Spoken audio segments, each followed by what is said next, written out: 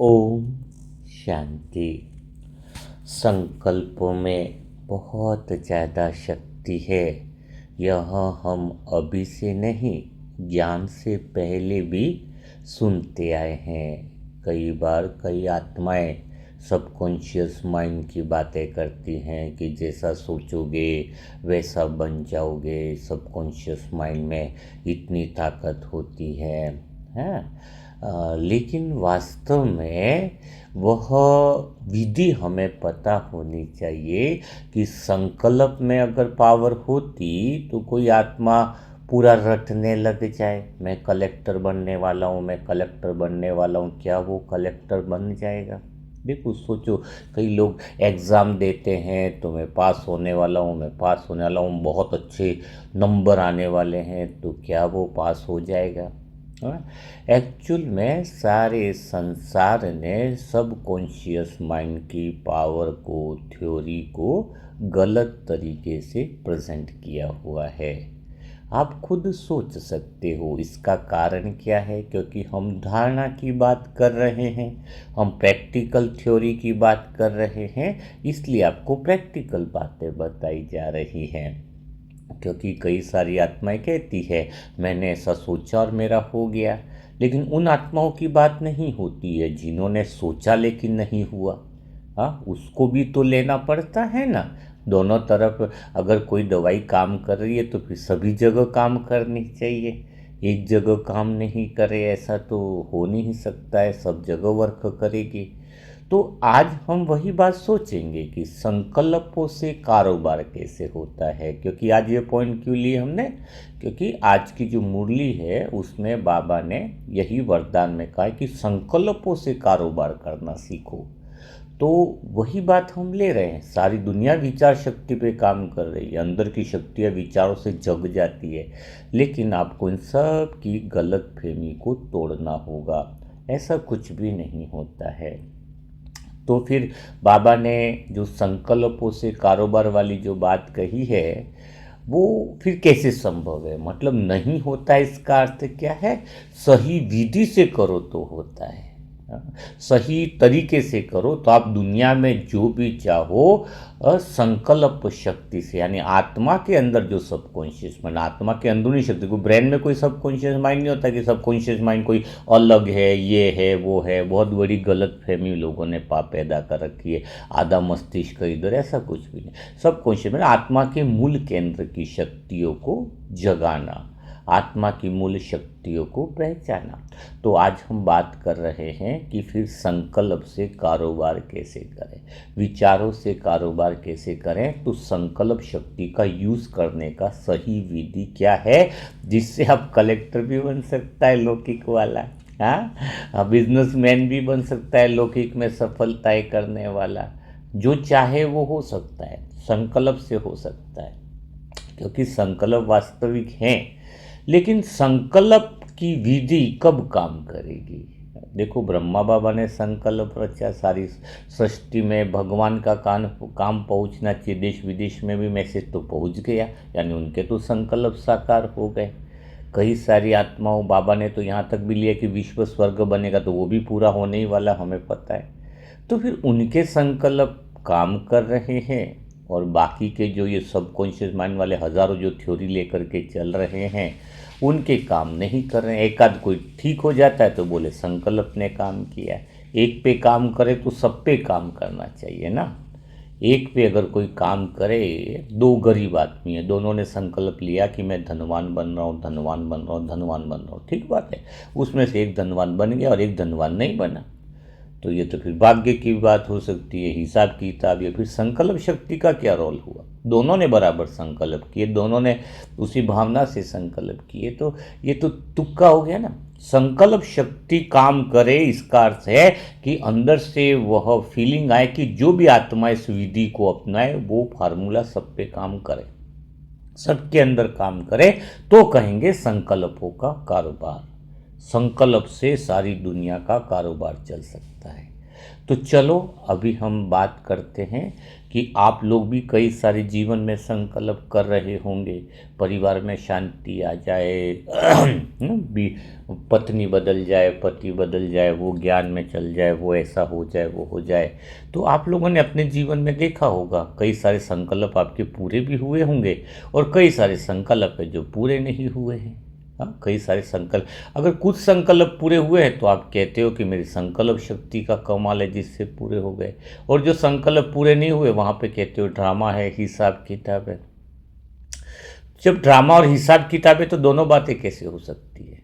अगर आप एक तरफ कह रहे हो कि ड्रामा है तो फिर तो ठीक बात है, फिर संकल्प करने की जरूरत ही नहीं है ना, ड्रामा अनुसार जो हो रहा है वो हो रहा है। संकल्प शक्ति का अर्थ है कि जब आत्मा के मूल केंद्र से वो शक्तियाँ निकले, वो संकल्प निकले जो शुभ भावना वाले हों, वो समय ज़रूर लग सकता है लेकिन वो ज़रूर पूरा होता है। 100% पूरा होता है, कागज़ में लिख लो, 100% पूरा होता है। कोई दुनिया की ताकत नहीं है कि वो संकल्प पूरा न होगा। शुद्ध भावना का मूल केंद्र से वो शुभ संकल्प आप जो करते हो वो पूरा होगा, लेकिन कब पूरा होगा ये भी तो सोचो। कब? बच्चा बदल नहीं रहा है, गलत संगत में चला गया है, आप बोल रहे हो मेरा बच्चा बदल रहा है, बदल रहा है, बदल ही नहीं रहा। आप बोलोगे भाई जी 2 महीने संकल्प किया, बदला ही नहीं। तो यहाँ पर यह देखने वाली बात है कि आप गलती कहाँ कर रहे हो। जब गलती तुम्हें कभी भी कोई चीज़ में असफलता मिले ना तो आप क्या सोचने लगती है, तो ऐसा ही होता होगा। यहाँ पर गलती सबसे पहली बात है, आपको ये सोचनी चाहिए बात कि भगवान की बातें कभी गलत नहीं होती है। भगवान की बातों को सही विधि से नहीं लोगे तो सारी गलतियाँ होती है। क्योंकि ये बातें जब मैं आत्मा संकल्प करती थी, शुद्ध संकल्प करती थी, शुरुआत में तो डायरिया भर जाती थी, हज़ार बार लिख लेता था ऐसा, लेकिन प्रैक्टिकल में देखो तो होता ही नहीं था, परिवर्तन नहीं होता था, चेंज नहीं होता था। 2-2 महीना कुछ संकल्प पूरे हो गए तो ऐसा लगता था कि संकल्प तो पूरे हो गए, लेकिन अंदर से डाउट रहता था ये संकल्प से पूरा हुआ है या ऐसे ही हुआ है, क्योंकि बाकी के संकल्प तो पूरे नहीं हुए ना। हाँ, तो चलो अब समझते हैं कि आपको संकल्पों से कारोबार कैसे होती है।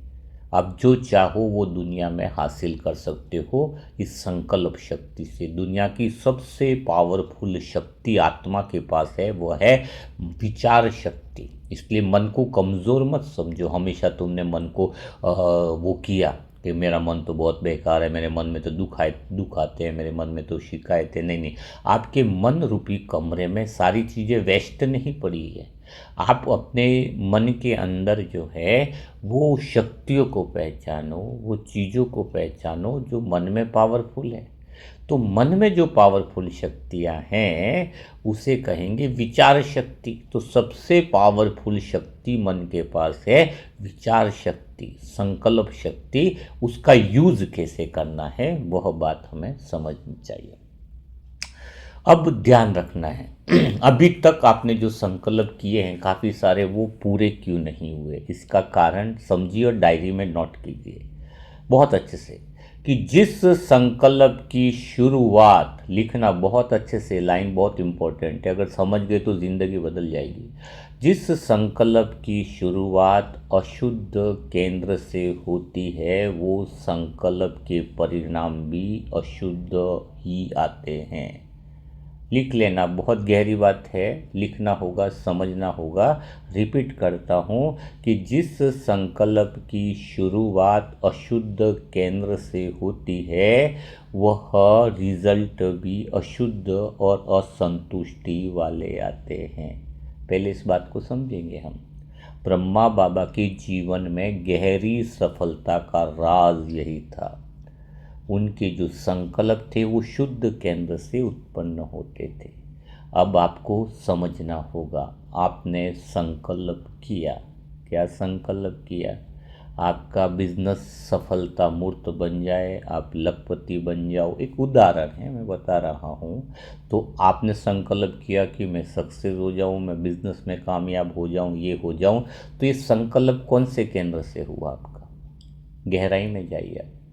आपका संकल्प अशुद्ध केंद्र से हुआ। कैसे हुआ? आप कह रहे हो मैं बिजनेसमैन हो जाऊँ, लाखों रुपये आ जाए, इसका अर्थ क्या है कि आप पहले से अतृप्त हो। हाँ, पहले संकल्प की शुरुआत जो है, मूल सिरा जो देहभान का संकल्प है, जो अशुद्ध मन का संकल्प है, वो क्या है? अतृप्ति, अशांति है, अधूरापन है। आपका जब भी संकल्प अधूरेपन से उत्पन्न हो, अशुद्ध केंद्र से उत्पन्न हो, उसकी निशानी क्या है? उसकी निशानी क्या है? अधूरेपन से उत्पन्न हुआ संकल्प अधूरापन ही लाता है। कल 2 पैसा आ भी गया तो भी तुम्हें और अशांति ही बढ़ने वाली है।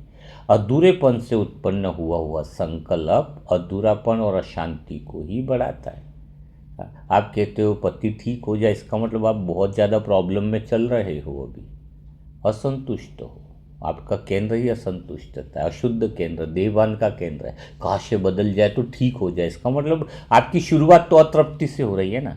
जो भी अतृप्ति से शुरुआत हो रही है, जिस संकल्प के मूल केंद्र में अपूर्णता है, अधूरापन है, वह देवान का संकल्प है।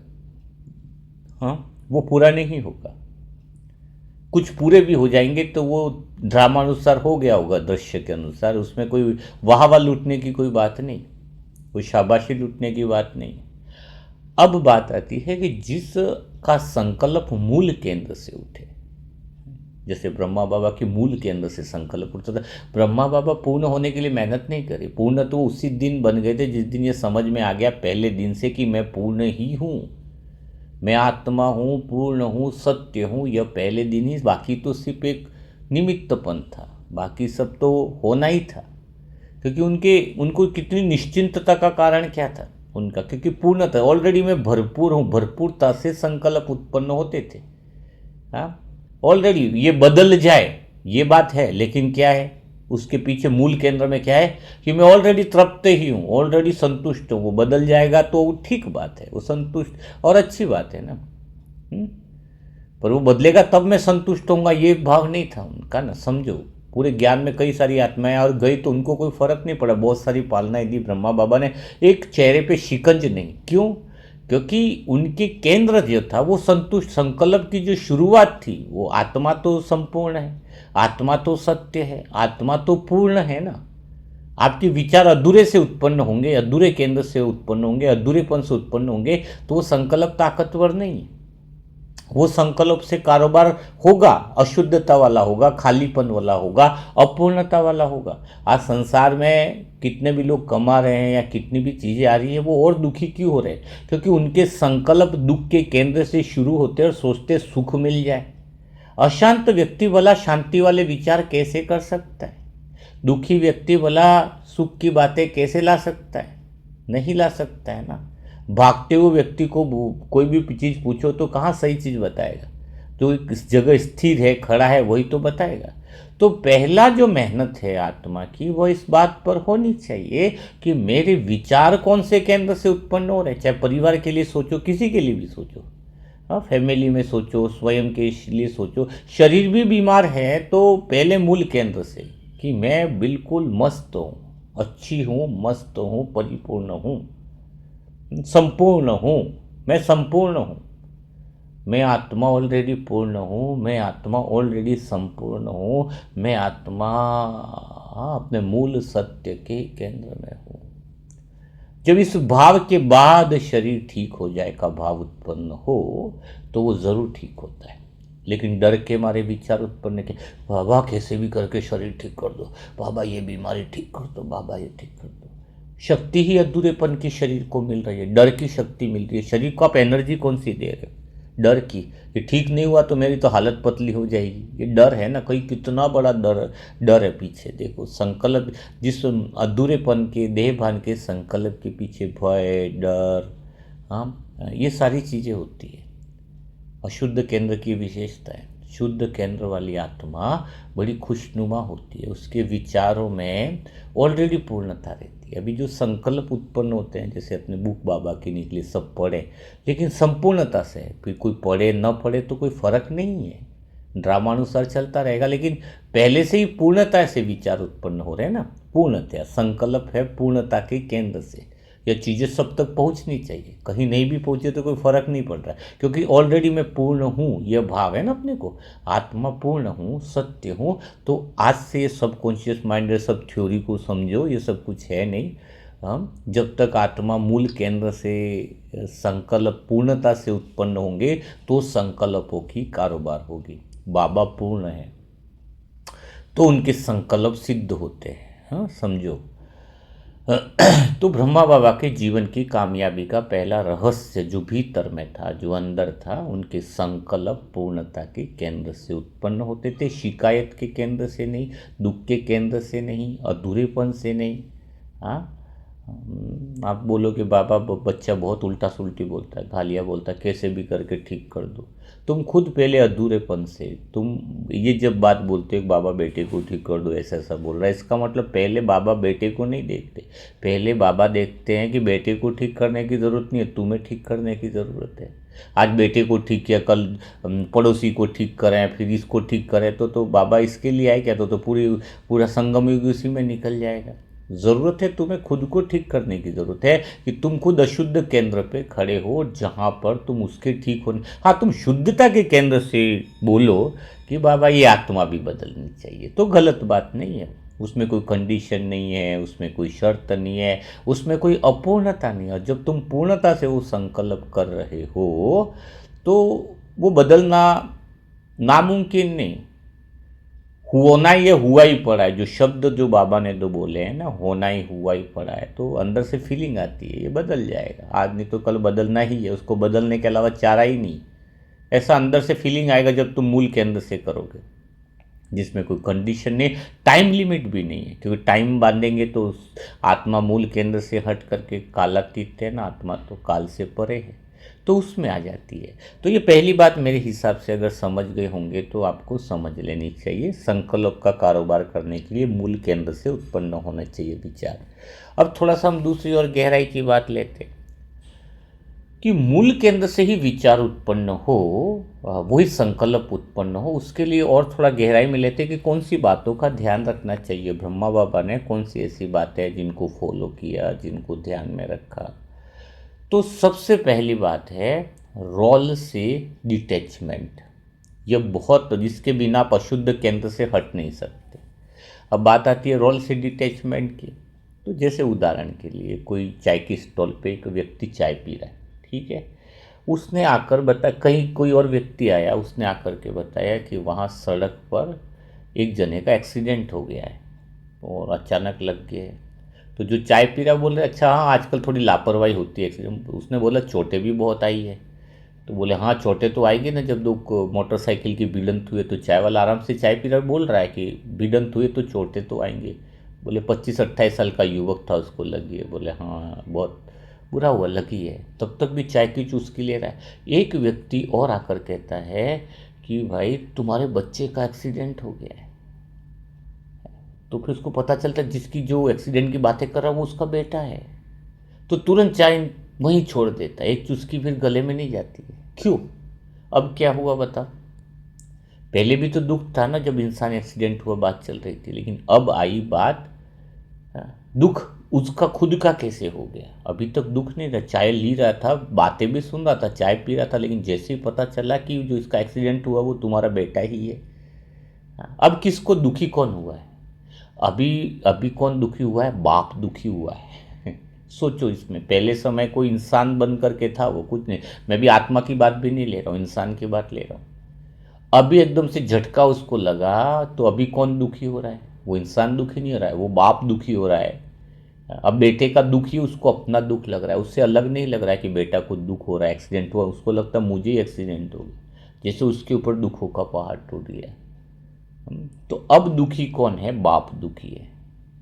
एक इंसान साधारण जो घटनाएं हो रही है सुनते हैं तब तक दुखी नहीं है, वो रिलेशन और वो रोल को अटैच कर देते हैं तो दुखी है।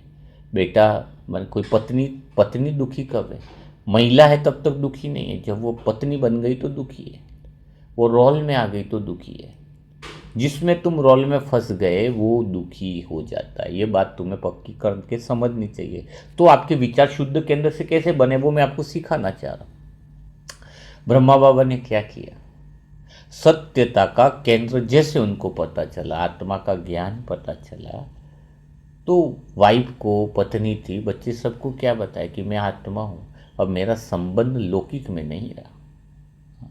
स्पष्टता से खुद भी क्लियर किया ना, मैं आत्मा हूँ, तुम भी आत्मा हो, न पति न बाप न ये।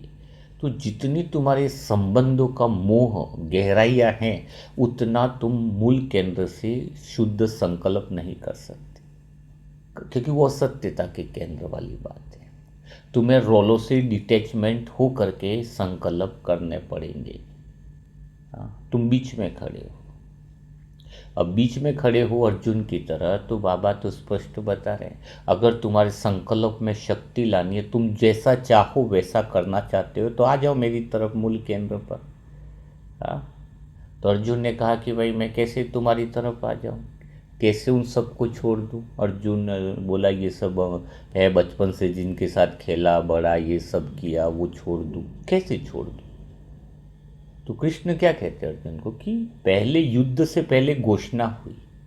हाँ, सुनते हैं ना, जैसे इधर कौरव खड़े हैं, इधर पांडव खड़े हैं, तो युद्ध शुरू नहीं हुआ ना। युद्ध शुरू होने से पहले घोषणा करी गई कि जो पांडव में आना चाहता है, जो इधर आना चाहता है, वो इधर आ जाए हमारी तरफ, और जो इधर से जाना चाहता है वो उधर चला जाए। कौरव से जो इसको टीम से इधर आना है तो आ जाए। तो हमने भी घर पर और सब जगह इंफॉर्मेशन दे दी ना, घोषणा कर दी ना कि हम आत्मा हैं, सत्य हैं, भगवान के सत्यता के केंद्र में जाने वाले। हम झूठ को छोड़ रहे हैं, असत्यता को छोड़ रहे हैं, जहाँ पर कुछ भी नहीं है। तो हमने घर परिवार रिश्तेदार नाते सब में घोषणा करी है कि तुम आ जाओ। तुम आ जाओ इस तरफ, जो आना चाहे वो आ सकता है। अब वो नहीं आ रहे हैं तो क्या हम भी डूब जाए उनके पीछे?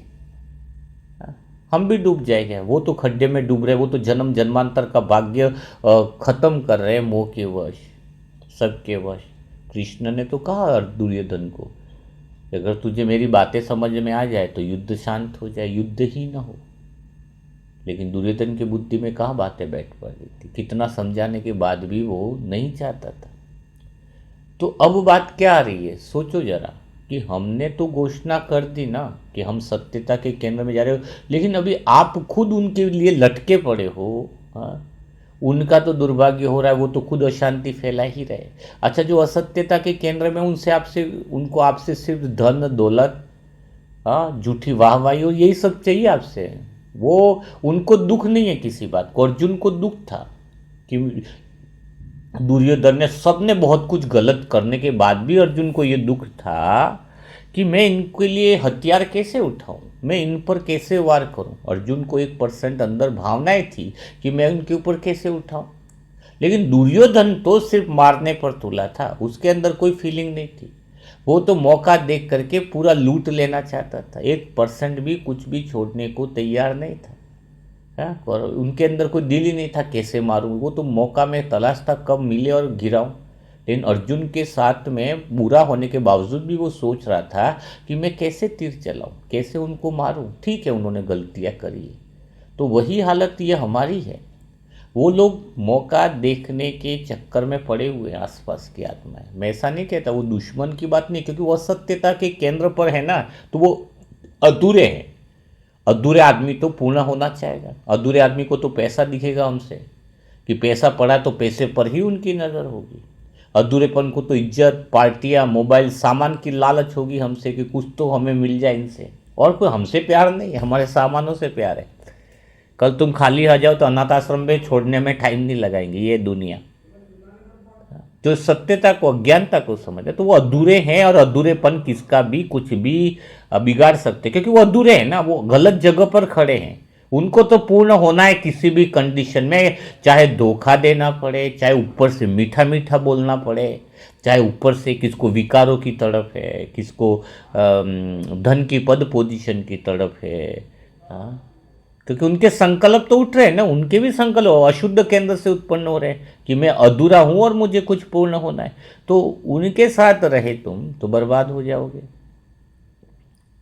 तो ये मोह माया इसी को कहते हैं। मोह की रगे क्या है? मोह की रगे यानी अज्ञानता की रगे। लंका दहन का मतलब क्या है, अभी ये चल रहा है, उस पर स्पेशल सेशन कराएंगे। ये अज्ञानता की लंका को जला दो, अहंकार की लंका को जला दो, अशुद्ध केंद्र की लंका को जला दो, यही है सच्चा लंका दहन। हाँ, सभी रिश्तेदार नाते अज्ञानता वाले, और अज्ञानता की तो पूछ जलेगी ही जलेगी। चाहे तुम जलाओ तो ठीक है, न जलाओ तो ठीक है, पर जलनी तो है ही। क्योंकि अधूरेपन की आत्मा के जो संकल्प है वो दुनिया के लिए विनाशकारी हैं। सारी दुनिया में लड़ाई का कारण क्या है? अपने अहंकार को पूर्ण करने के लिए लड़ाइयाँ हो रही है। मैं सही हूँ, मुझे कुछ बड़ा होना चाहिए, मेरे पास ये होना चाहिए। तो बात आ रही है, उनके जितने संकल्प है वो और अशांति ला रहे हैं। आपके संकल्प जो है वो एक तरफ खड़े हो जाओ, भगवान की तरफ, अर्जुन की तरफ बीच में तो हो, लेकिन अब भगवान की बातें समझ में आ जानी चाहिए तुम्हें। अब ज़्यादा भटकाव नहीं आना चाहिए, अब ज़्यादा दिक्कतें नहीं आनी चाहिए। हाँ, अब सिर्फ एक ही चीज़ होनी चाहिए कि मुझे तो परमात्मा की तरफ जाना है, मुझे तो सत्यता की तरफ जाना है, मुझे तो ईश्वर की तरफ जाना है। और मेरे संकल्प मूल केंद्र से होंगे कि मैं पूर्ण ही हूँ, मैं संतुष्ट ही हूँ, मैं खुश ही हूँ, मैं आनंद में ही हूँ, मैं मज़े में ही हूँ। पहले ये महसूस करो, तब किसी को दुआएं दो, मज़ा आ जाएगा। मन रूपी कमरा सुगंधित हो जाएगा, महक आ जाएगी, परमात्म प्रेम की खुशबू बिखर जाएगी। कुछ चाहिए करके जब संकल्प उठाते हो तो संसार से तुम्हें वो दातापन की भावना नहीं रही ना, तुम देने वाले देवता कहाँ रहे फिर? तो पांच स्वरूप में मांगने वाले बन गए। जब तुम्हारे संकल्प में कोई छिपी हुई अपेक्षाएं, कोई इच्छाएं, कोई आकांक्षाएं, इसके बिना तुम पूर्ण नहीं होगे। मतलब कामना करना अच्छी बात है ना, घर में 10 लाख आए तो बुरा थोड़ी है, लेकिन यह कामना कि इसके बिना रहा ही नहीं जाएगा, इसके बिना मैं अधूरा हूँ करके तुम 10 लाख का संकल्प कर रहे हो, कहीं ना कहीं पीछे की भावना यह अंदर है कि ये पैसा नहीं आए तो बहुत लफड़ा हो जाएगा, तो ये अधूरापन है। संकल्प करो ना 50 करोड़ आए, अच्छा है, पर मैं आने से पहले भी खुशी हूँ, अभी भी खुशी हूँ, यूँ नहीं कि वो नहीं आया तो मैं दुखी हूँ। ये बात तो अंदर जब तक फीलिंग में नहीं आया तब तक संकल्प करना भी बेकार है। आप संकल्प से पहले चेक करो कि मेरा संकल्प कौन से केंद्र से उत्पन्न हो रहा है। हाँ, तो ये कुछ बात पहले सिखाई कि ब्रह्मा बाबा ने देहभान के रोल से डिटैच हो गए, सत्यता के केंद्र पर मोह की रगों को पहचान लिया और उन्होंने निर्णय ले लिया कि मुझे भगवान के साथ या सत्यता के केंद्र में ही जुड़ करके रहना है और असत्यता के केंद्र के लोगों के साथ किसी तरह का मोह लगाव नहीं रखना है। संबंध था आत्मा वाला, लेकिन झटके से उनके अंदर परिवर्तन आया, तो आप भी अपने अंदर वैसा परिवर्तन ला सकते हैं। अब थोड़ा और आगे बात करते हैं जिससे थोड़ा सा और क्लियर होता जाएगा कि मूल केंद्र से ही विचार उत्पन्न हो, उसके लिए कहेंगे साक्षित्व का भाव। जिस आत्मा में साक्षी का भाव है वह बहुत अच्छे से सुंदर तरीके से मूल केंद्र में रह लेता है, आसानी से वो सारे काम कर लेता है। अब कई लोग साक्षी भाव को समझ लेते हैं कि मुझे किसी से कोई मतलब नहीं है, मुझे खाली देखना है। हाँ, वो क्या बोलते हैं साक्षी भाव को, मुझे अब किससे कोई मतलब नहीं, परिवार में किससे मतलब नहीं, भाई मैं तो साक्षी हो गया, दो बेटे झगड़ा रहे तुम झगड़ते रहो, हम तो साक्षी हैं, पिता बच्चे की बातें चल रही है झगड़ते रहो, साक्षी हो गए। हाँ, इसको साक्षी नहीं कहते, ये गलत फहमी जो बच्चों में, अगर ऐसे ही साक्षी होते तो फिर ब्रह्मा बाबा इतने सारे कारोबार कैसे करते हो? बोले मैं तो साक्षी हूँ भाई, अनाज बीनना है तो बीनो, रोटी बनानी है तो बनाओ। हाँ, उनको तो वो साक्षी हो गए, तो साक्षी का अर्थ ये तो नहीं हुआ ना। कई लोग साक्षी यानी अलग हो जाओ, डिटेच हो जाओ, उस बात में ऐसा लगता है कि किसी कॉर्नर में जाके बोंदू बन के खड़े हो जाओ, इसको साक्षी कहते हैं। ये थोड़ी है साक्षी भाव, मुझे किससे लेना देनी नहीं, मुझे किससे मतलब ही नहीं, ये साक्षी भाव नहीं। साक्षी भाव का अर्थ क्या है, उसको आसान तरीके से समझो। एक 15-20 लोगों में आपस में बहस हो गई, कहासुनी हो गई, झगड़ा हुआ, वाद विवाद हो गया, ठीक है, कितने लोगों के बीच में? 15-20 लोगों के बीच में। तो उसमें से जब कोर्ट में केस आया तो एक व्यक्ति गवाह बना, ठीक है, कि भाई इनके बीच में क्या हुआ। गवाह ढूंढा गया तो एक गवाह मिला, तो वो गवाह ढूंढा गया तो गवाह को बुलाया गया और गवाह को पूछा गया कि क्या क्या हुआ है। तो उस गवाह ने सारी बातें बताई कि पहली बार शुरुआत कहाँ से हुई, उस व्यक्ति ने क्या बोला, उस व्यक्ति ने क्या बोला, या उस व्यक्ति ने क्या बोला, सारी बातें हुई। हाँ, सारी बातें हुई।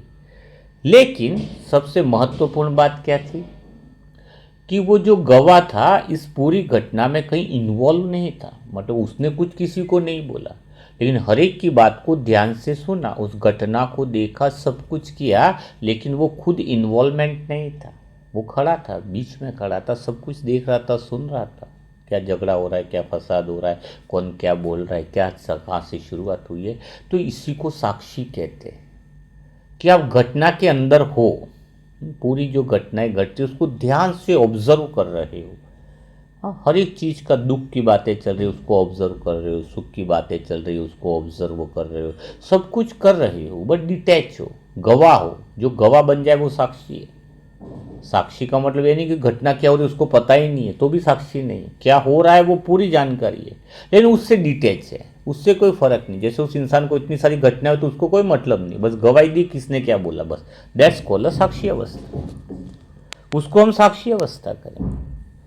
हाँ, समझ में आया?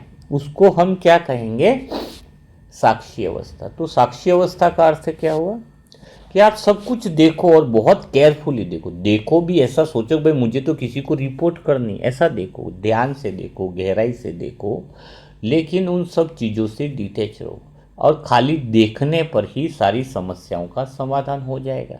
क्योंकि आत्मा ही है जो साक्षी तो है, लेकिन सब जगह वो कॉन्शियसनेसता की फीलिंग देने वाली आत्मा ही है। जब आप दुख को देख रहे हो तो अंदर जो दुख का देखना का हो रहा है वो कॉन्शियसनेस है, आपकी एनर्जी से ही देख पा रहे हो। आप सुख को देख रहे हो, आपकी कॉन्शियसनेस उसमें घुस रही है, पर आप डिटैच हो।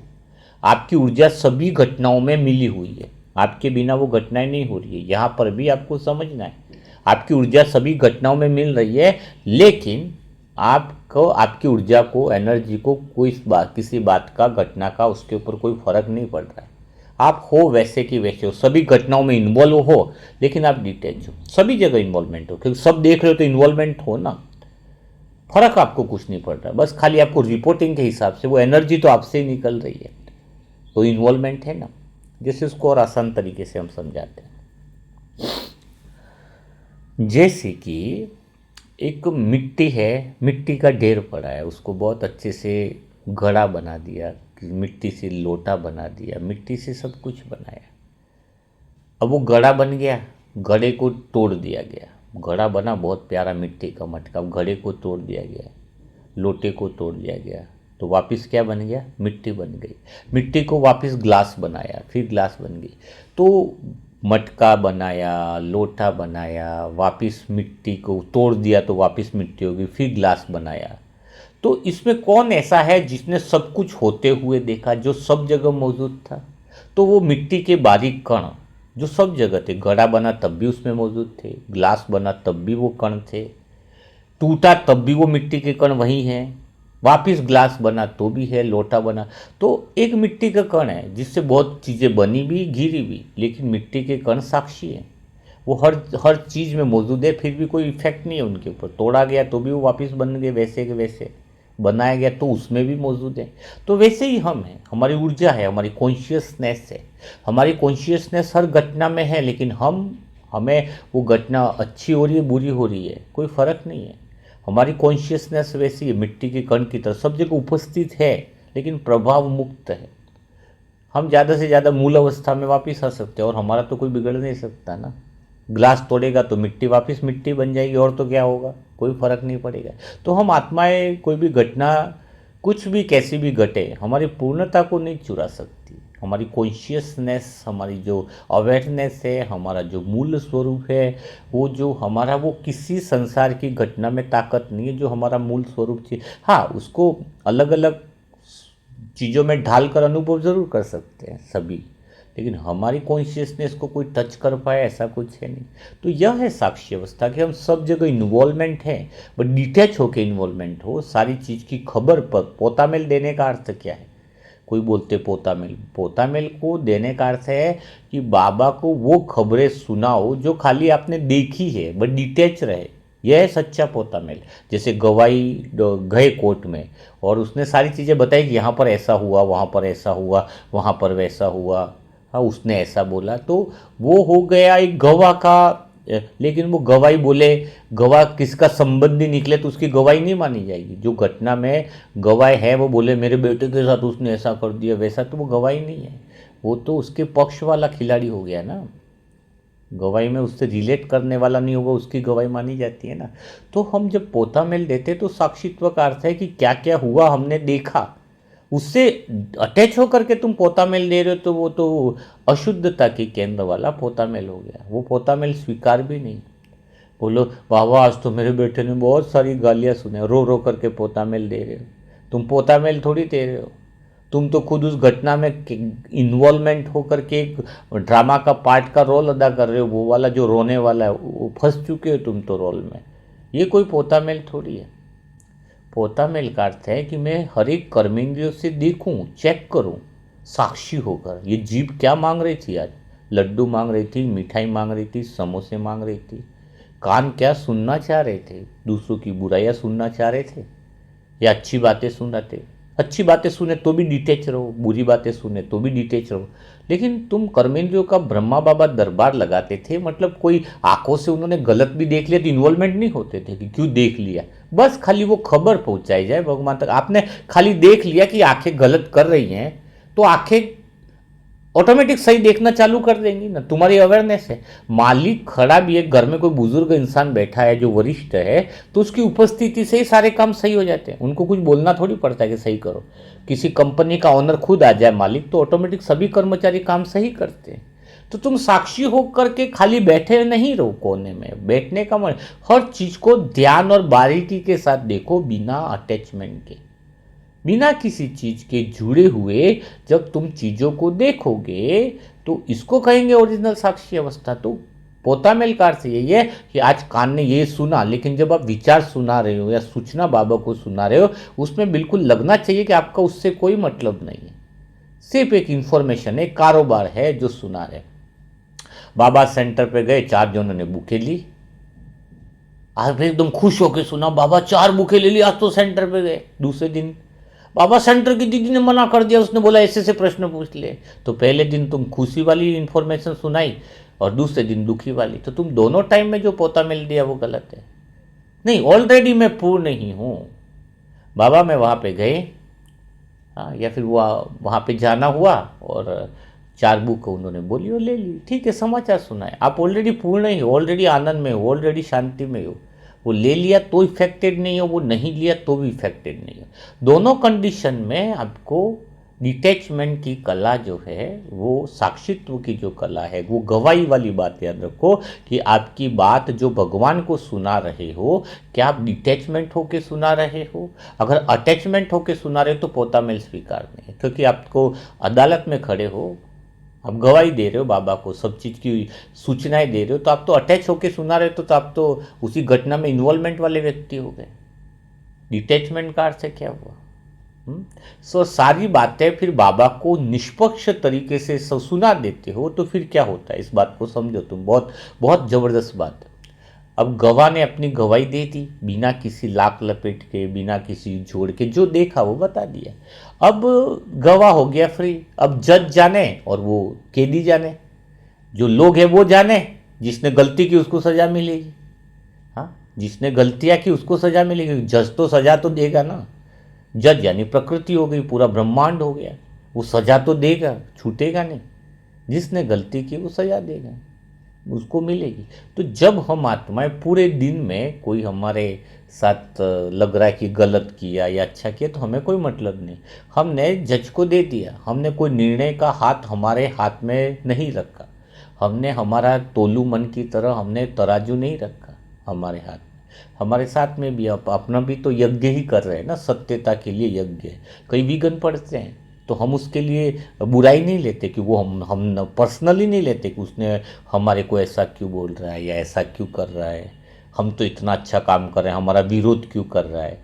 अगर ऐसा समझे तो फिर मैंपन आ गया, फिर तो हम इन्वॉल्वमेंट हो जाएंगे। नहीं, हम कैसे सुनाएंगे बाबा को? गवाही के रूप में।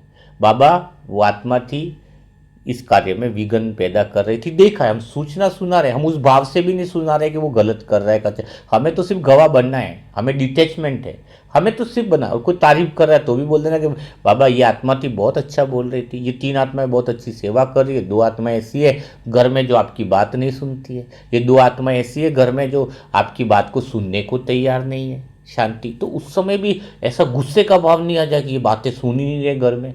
आप शांत होकर डिटैच होकर के जब बाबा को ये बातें सुनाओगे तो ज़रूर जो आत्माएं बात नहीं सुनती है उसकी जिम्मेदारी भगवान पे आ जाएगी, आ जाएगी। क्योंकि अब तुम मैं नहीं बचे, मैं पर नहीं रहा कि ये क्यों नहीं सुनता है, ये सुनना चाहिए नहीं। तुम्हारा काम इस सृष्टि में सिर्फ इतना है कि तुम सारी जिम्मेदारियां डिटैच होकर के परमात्मा को रात को सही तरीके से पोता मेल दो। हाँ, तो पोता मेल देना चाहिए आपको। पोता मेल जो सही दे दे, मूल के न संकल्प दे दे, पोता मेल जिसमें डिटैच अटैच हुए बिना नहीं, तो ये बहुत बढ़िया रहेगा आपके लिए। और पोता मेल की बुक चाहिए तो फिर कहाँ मिलेगी? मोबाइल नंबर है 7202921969। पोता मेल देने का सही तरीका, बिना कोई 30 दिन तक लगातार सही तरीके से पोता मेल दे दे तो बाबा जिम्मेदारी लेता है। जब तुम उस घटना में अटैच होकर के बाबा को जिम्मेदारी देते तो वो अशुद्ध केंद्र का भाव करके बाबा पति बदलना ही चाहिए, वो सोचता है तेरा पति है तू जाने बाबा क्या कहता है, तेरा पति है ना तू जानना। जब वो आत्मा समझोगे तो मैं जानू, बाबा कहता है। जज नहीं सुनेगा ना उस व्यक्ति की बात जो ऑलरेडी घटना में इन्वॉल्व है, जो घटना से डिटैच होकर के बात बता रहा है, तो पूरी बात सुनेगा। बाबा को लगता है ये साक्षी है मेरे जैसा, सत्यता के केंद्र पर खड़ा है, तो बात उसी की सुनी जाएगी जो सत्यता के केंद्र पर खड़ा है। तुम झूठ के केंद्र से खड़े होकर सारे संकल्प कर रहे हो बाबा के साथ, दुनिया के साथ, तो दुनिया में तुम में फर्क क्या रहा? कोई एक चीज तो स्पष्ट घोषणा तो करो पहले कि मैं पांडव की तरफ हूं कि कौरव की तरफ। हाँ, इन सारी बातों की जानकारी आपको सारी बुकें पढ़नी ही चाहिए। मुरली मंथन का सेट रेडी हो रहा है, 14 मुरली मंथन के सेट आप जरूर मंगवा लीजिए, बहुत बढ़िया है। पोता मेल देने की भी बुक्स हैं, वो लगभग इस मुरली मंथन के बाद सत्युग वाली बुक, ये पोता मेल की बुक, बाबा की सच्ची मीरा, जिसको पढ़ते पढ़ते ही योग लग जाए। लेकिन एक बात ज़रूर कहूँगा, पहले जो आत्मा मुरली मंथन को अच्छे से, ज्ञान को अच्छे से समझ लेगी, उसके लिए ही वो मीरा वाली बुक मिलेगी। मैं पहले पूछूंगा कि मुरली मंथन का सेट मंगवाया होगा, उसी को ही मीरा वाली बुक देंगे। कारण है ज्ञान पहले है ना, आत्मा में ज्ञान को पहले क्यों दिया गया? कि ज्ञान के आधार पर प्रेम हो। वह प्रेम नहीं होना चाहिए जिसमें भावनाएं हो, रोते रहो अज्ञानतावश, वो प्रेम नहीं, वो बाबा की सच्ची मीरा नहीं बन सकती।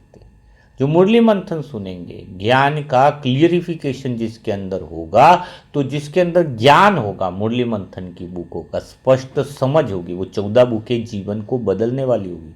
फिर तुम्हारे अंदर कोई डाउट नहीं रहेगा, स्पष्टता रहेगी, वो दृष्टि जिसको कहेंगे ज्ञान का तीसरा नेत्र मिल जाएगा, वो समझ तुम्हें मिले। और पढ़ने से फायदा होता है, बुक पढ़ने से वो बुद्धि में बातें मिलती, जो अच्छी लगेगी वो पेन से अंडरलाइन भी कर सकते हो। तो जब भी बुक को वापस पढ़ो तो वो लाइन तुम्हारे जो काम की उसको अंडरलाइन कर लो। हाँ, तो जो बाबा की अभी वो बुक है, ई बुक पे हम लॉन्च नहीं कर रहे हैं ये ऐप पे, क्योंकि सिस्टम नहीं रहेगा ना। मुरली मंथन बाकी तो अभी और 100 बुकें और लॉन्च होने वाली ई बुक पे। हाँ, मुरली मंथन सेट करो, फिर जिसका मुरली मंथन सेट लिया होगा उसी को बाबा की सच्ची मीरा की जो बुक है वो हम प्रोवाइड करेंगे।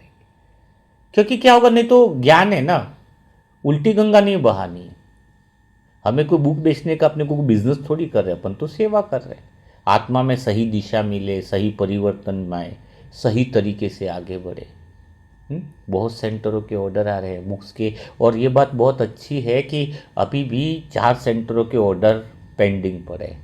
4 सेंटरों की बुकों के ऑर्डर पेंडिंग पड़े हैं, सामने आ चुके हैं। तो कोई 5 बुक का, कोई 10 बुक का या 15 बुक का, कोई 2 बुक का भी सहयोग देना चाहे तो व्हाट्सएप पर ज़रूर दीजिए। हाँ, मैसेज करिए। मनसा सेवा ग्रुप की आत्माओं के लिए है, नई आत्माओं के लिए कोई सहयोग की हमें आवश्यकता नहीं है। हम धीरे करेंगे, कोई जल्दी नहीं हमें। लेकिन जो आत्माएं साल भर से 2 साल से जुड़ी हुई है, उन्हीं आत्माओं से निवेदन है कोई एक बुक का भी सहयोग करे, कोई 2 बुक का भी सहयोग करे। वो बुक जितनी भी आत्माएं पढ़ेंगी तो कितना बड़ा पुण्य जमा होगा। हाँ, 4 सेंटरों के ऑर्डर अभी भी पेंडिंग चल रहे हैं, यानी 160 बुकें पहुँचानी है।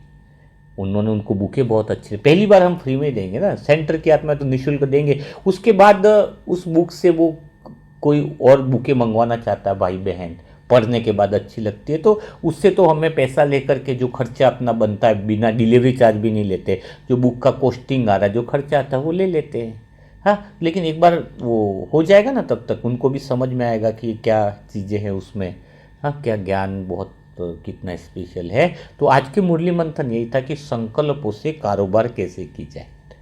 ठीक है, तो संकल्प आज हमने क्या सीखा, संकल्प शुद्ध केंद्र से उत्पन्न होने चाहिए, मूल केंद्र से हो तो वो संकल्प बढ़िया होंगे। जो अधूरेपन से जो संकल्प उत्पन्न हो रहे हैं वो पूरे नहीं होते हैं और वो अधूरापन ही लाते हैं। अशांत मन कभी भी शांति वाले रास्ते नहीं खोज सकता है।